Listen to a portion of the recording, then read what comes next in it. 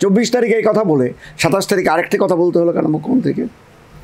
আসলে বাস্তবে এরা চাইছে মাল্টি ন্যাশনালদের বিজনেসকে বাড়ানোর জন্য। এটা একটা তুগলকি কাণ্ড হলো। অপারেশন সানশাইন যখন করেছিলেন, কান্তি গাঙ্গুলিকে দিয়ে বুলডোজার চালিয়েছিলেন। আমরা বলেছিলাম এটা কিছুতেই উচিত নয়, না এটা অমানবিক, আইন বিরুদ্ধ কাজ হচ্ছে। রাস্তায় দাঁড়িয়ে হকারি করতে বাধ্য হয় কখন মানুষ? যখন অন্য কোনো কর্মসংস্থানের ব্যবস্থা না থাকে। হকারদের সমস্যা বোঝা এবং পথচারীদের সমস্যা বুঝে বাস্তব সমাধানটা কোথায় দাঁড়িয়ে আছে সেটাকে সেট করে সেইখানে ঐক্যমতের ভিত্তিতেই এই সমস্যার সমাধান করা যায় এবং করা সম্ভব আমরা মনে করি। রাজ্যে বেশ কিছুদিন ধরে হকার উচ্ছেদ নিয়ে তোলপাড় হচ্ছে গোটা বাংলা। বেশ কিছু রাজনৈতিক দল রাস্তায় নেমেছে, কেউ কেউ নিজেদের স্ট্যান্ডও জানিয়েছে। আজ আমাদের সঙ্গে রয়েছেন রাজ্য সম্পাদক, ট্রেড ইউনিয়নের রাজ্য সম্পাদক অশোক দাসের সঙ্গে। অশোক দা, আপনাদের এখন স্ট্যান্ডটা কোথায় রয়েছে? যে হকার উচ্ছেদ হচ্ছে, আপনারা কি রাস্তায় নামবেন? আমরা তো রাস্তায় নেমেছি ইতিমধ্যেই। আপনারা জানেন আমরা 28 তারিখে ধর্মতলায় অবরুদ্ধ করে প্রোটেস্ট জানিয়েছি এই হকার উচ্ছেদের। এটা একটা তুগলকি কাণ্ড হলো। 24 তারিখ হঠাৎ রাজ্যের মুখ্যমন্ত্রী নবান্ন থেকে ঘোষণা করলেন যে হকারদের জন্য অনেক অসুবিধা হচ্ছে, তাদেরকে তুলে দিতে হবে। আমরা দেখতে পেলাম 24 তারিখ রাত থেকেই সল্টলেক সহ বিভিন্ন জায়গায় হকার উচ্ছেদ শুরু হলো। তারপর দিন কলকাতার সহ আশেপাশের জেলায় হকার উচ্ছেদ শুরু করা হলো। আবার সেই মুখ্যমন্ত্রী 27 তারিখ বললেন 1 মাস আমি স্থগিত রাখছি। তার আগে বুলডোজার নেমেছে। হকারদের বহু ঝুপড়ি, যারা ঘর করে হকারি করতেন যে জায়গাগুলোতে, রোদ এবং বৃষ্টির হাত থেকে বাঁচার জন্য সেই জায়গাগুলো ভেঙে দেওয়া হয়েছে। তাদের জিনিসপত্র তছনছ করা হয়েছে। তার কি কোনো প্রয়োজন ছিল? 24 তারিখে এই কথা বলে 27 তারিখে আরেকটি কথা বলতে হলো কেন মুখ্যমন্ত্রীকে? আসলে বাস্তবে এরা চাইছে মাল্টি ন্যাশনালদের বিজনেসকে বাড়ানোর জন্য। আপনারা দেখতে পাবেন বহু শহরে, ব্যাঙ্গালোর বা এরকম সিটিতে ছোট ছোট দোকান প্রায় নেই, সবই শপিং মল, সেই কেন্দ্রিক।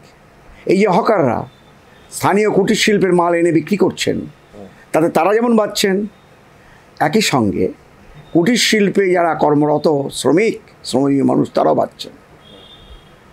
এই অবস্থা শুধু ভারতবর্ষে না, বিশ্বের অনেক দেশেই আছে। এই দাদা, মুখ্যমন্ত্রী বলেছেন যে যারা বেনিয়মভাবে বা নিয়ম না মেনে ফুটপাত দখল করছেন বা রাস্তায় একটু চেপে বসে যাচ্ছেন, তাদেরকে নিয়মে আনার জন্যই এই পরিকল্পনা করা হয়েছে। কিন্তু এখানে একটা বড় প্রশ্ন রয়েছে যে অনেকেই দাবি করছেন, রাজনৈতিক মহলে অনেকেই দাবি করছেন যে পরিকল্পনা ছাড়া এই রকম সিদ্ধান্ত নেওয়া হয়েছে। আগে থেকে এটার পরিকল্পনা করা উচিত ছিল, না হলে বুলডোজার বাংলায় চলতো না। প্রথমত এটা একটা অপরিকল্পিত তুগলকি সিদ্ধান্ত। আমরা পরিষ্কার বলেছি আমাদের প্রেস স্টেটমেন্টে। এই হকার আইন অনুযায়ী 14 সালের লাইভলিহুড প্রোটেকশন আইন, তাহলে হকারদের প্রোটেকশন দেওয়ার জন্য আইন তৈরি করা হয়েছে ভারতবর্ষে। তাকে ভিত্তি করে এখানে কলকাতার সহ বিভিন্ন বড় বড় শহরে ভেন্ডিং কমিটি তৈরি করার কথা, তাদেরকে আইডেন্টিফাই করার কথা। আইডেন্টিফাইয়ের কাজ একসঙ্গে শুরু হয়েছিল।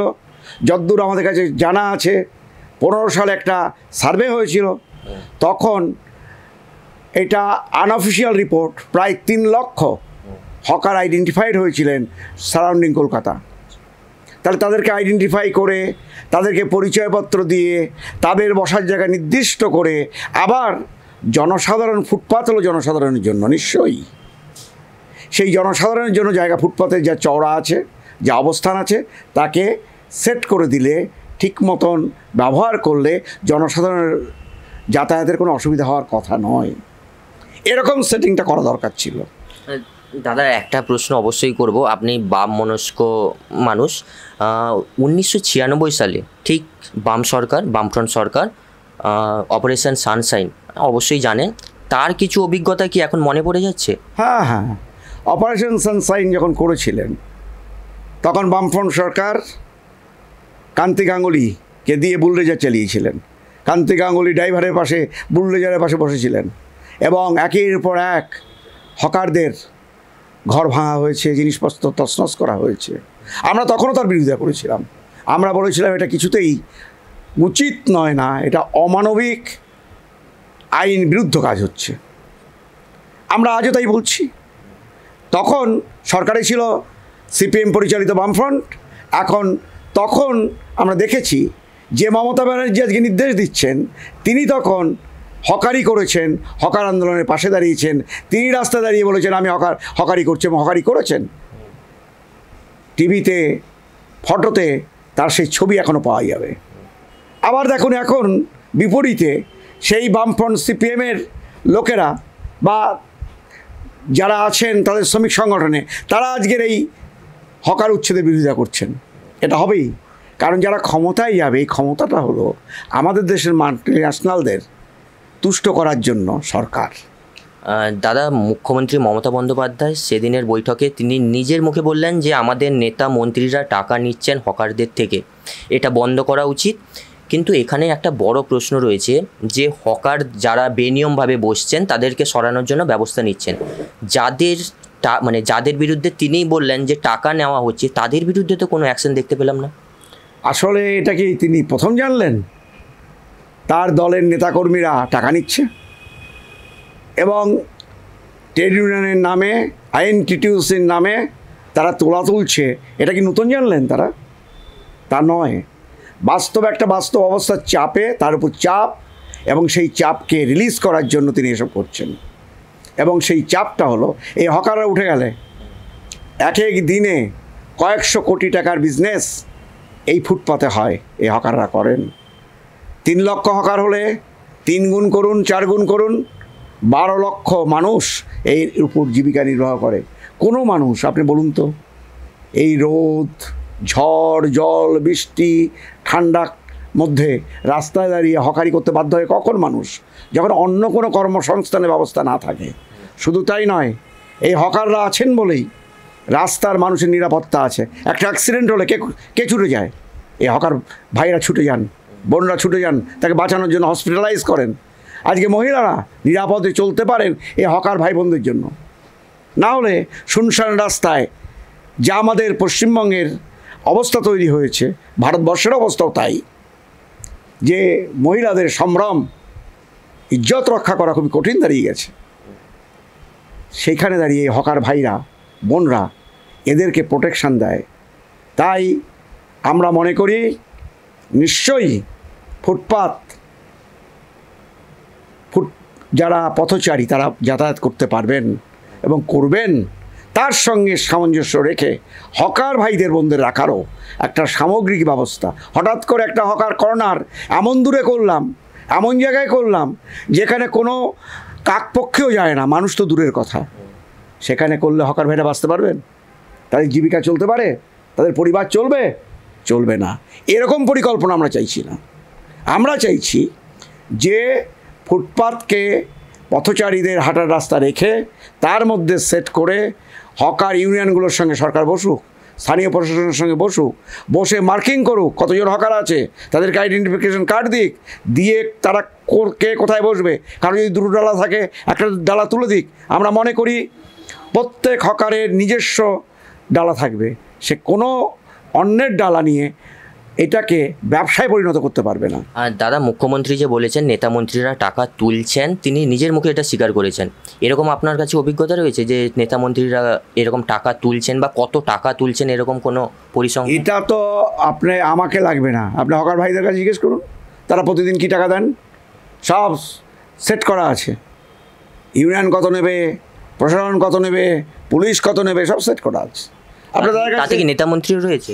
নেতা এটা তো যেখানে স্থানীয়ভাবে আছেন তারা সবাই, কোন মন্ত্রী, কোথাকার কাউন্সিলর, কোথায় তার অবস্থান, কোন সংগঠনে তিনি আছেন তারা জানেন।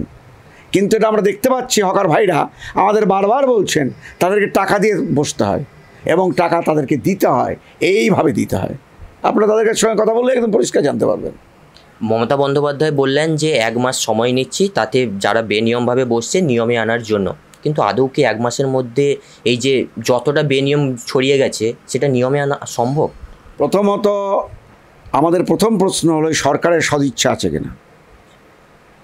যদি সদিচ্ছা থাকে তিনি এখনই প্রশাসনকে নিয়ে সমস্ত হকার ইউনিয়ন, শুধু আমাদের হকার ইউনিয়ন নয়, আমাদের সারা বাংলা হকার ইউনিয়ন, যেটা আমাদের AIUTC অনুমোদিত, শুধু তাদের কথা আমরা বলছি না, সমস্ত হকার ইউনিয়নকে নিয়ে বসে এর সমাধান কোন পথে তা নিয়ে পরিষ্কার আলোচনা করে কংক্রিটাইজ করতে হবে। যে রাস্তায় হকাররা আছেন সেখানকার হকার ইউনিয়নকে নিয়ে বসে, প্রশাসনকে নিয়ে বসে কতটুকু কি হবে ঠিক করে সেখানকার সুষ্ঠুভাবে সমাধানের ব্যবস্থা করতে হবে।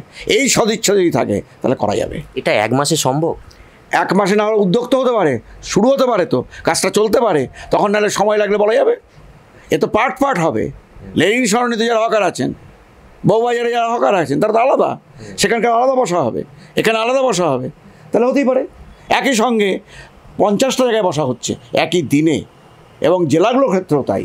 আমরা মনে করি এই প্রক্রিয়াটা যদি নেওয়া যেত, গণতান্ত্রিকভাবে হকারদের সমস্যা বোঝা এবং পথচারীদের সমস্যা বুঝে বাস্তব সমাধানটা কোথায় দাঁড়িয়ে আছে সেটাকে সেট করে সেইখানে ঐক্যমতের ভিত্তিতেই এই সমস্যার সমাধান করা যায় এবং করা সম্ভব আমরা মনে করি। দাদা, মুখ্যমন্ত্রী আরও একটা কথা বলেছেন যে নতুন করে কাউকে বসতে দেওয়া যাবে না, আর 2 বহিরাগতদের বসতে দেওয়া যাবে না।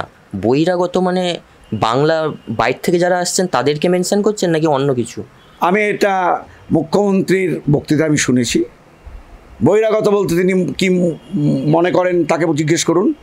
বাস্তবে আমরা মনে করি আমাদের পশ্চিমবঙ্গের শ্রমিকরা, শ্রমজীবী মানুষ, পরিযায়ী শ্রমিক হিসেবে, মাইগ্রেন্ট ওয়ার্কার্স হিসেবে বাইরের রাজ্যে কাজ করতে যায় না? তামিলনাড়ু, কেরালা, কর্ণাটক সব বিভিন্ন রাজ্যে। তা তারা যদি বলে যে আমরা এখানে কাজ করতে দেবো না, এটা কি হয়? আমরা একই দেশের বাসিন্দা, আমরা একই দেশের নাগরিক, আমরা ভারতীয়। আমাদের ভারতবর্ষে যে কোনো জায়গায় কাজ করার মৌলিক অধিকার আমাদের আছে। সে অর্থে এখানকার মানুষ হন, বাইরের মানুষ হন, যেখানকারই তিনি মানুষ হন, তিনি এখানে কাজ করলে তাকে বাধা দেওয়া শুধু অন্যায় না, অযৌক্তিক না, এর মধ্যে অন্য মানসিকতা রিফ্লেক্টেড হয়, যেটা একদমই অনুচিত।